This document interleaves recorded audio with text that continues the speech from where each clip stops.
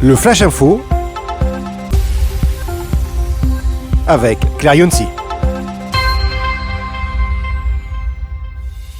Bonjour à toutes et à tous et bienvenue dans votre Flash Info d'A-News Workwell. À la une de l'actualité, les tickets restaurants, les supermarchés marquent un point pour l'instant. Après des mois de débat, le Sénat a validé le 14 janvier la prolongation de 2 ans de leur utilisation pour acheter des produits alimentaires de base comme les pâtes, le beurre ou la farine. Un soulagement pour 5,4 millions de salariés qui profitent de cet avantage social et pour les grandes surfaces, ravis de voir leur chiffre d'affaires boosté.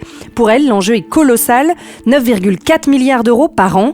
Mais du côté des restaurateurs, c'est la soupe à la grimace. Ils dénoncent un scandale. Selon Thierry Marx, président de l'UMI, l'Union des métiers et des industries de l'hôtellerie, cette mesure leur coûterait 576 millions d'euros par an.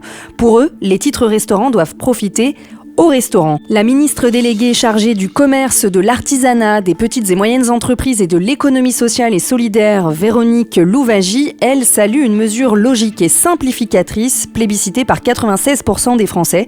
L'objectif, redonner rapidement du pouvoir d'achat aux consommateurs après une période de flou où l'utilisation des titres en supermarché n'était plus possible depuis le 1er janvier. Mais le dossier est loin d'être clos. Une réforme complète est prévue pour cet été. Certains parlementaires envisagent même de supprimer les titres restaurants pour augmenter directement les salaires nets. Les restaurateurs, eux, comptent bien repartir à l'assaut des caddies d'ici là.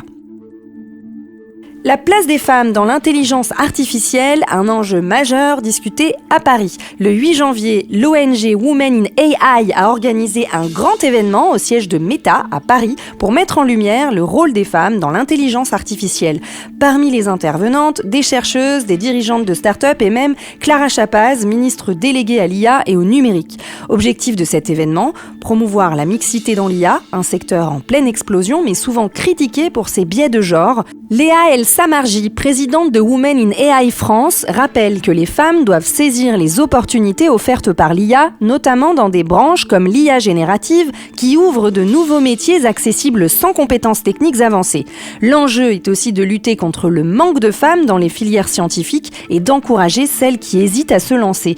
Women in AI met en place des programmes de mentorat pour féminiser le secteur. D'autres initiatives comme Women for Cyber agissent dans le domaine de la cybersécurité, mais le défi reste immense. Près de la moitié des femmes quittent le secteur après 3 ans, selon Valéria Formuntian, responsable de l'antenne française.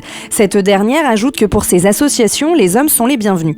Elle dit, je cite, « Ce n'est pas une histoire de femmes pour les femmes, mais un projet collectif ». Le message est clair, réduire le gender gap dans la tech est indispensable pour rendre les équipes plus performantes et construire l'IA de demain.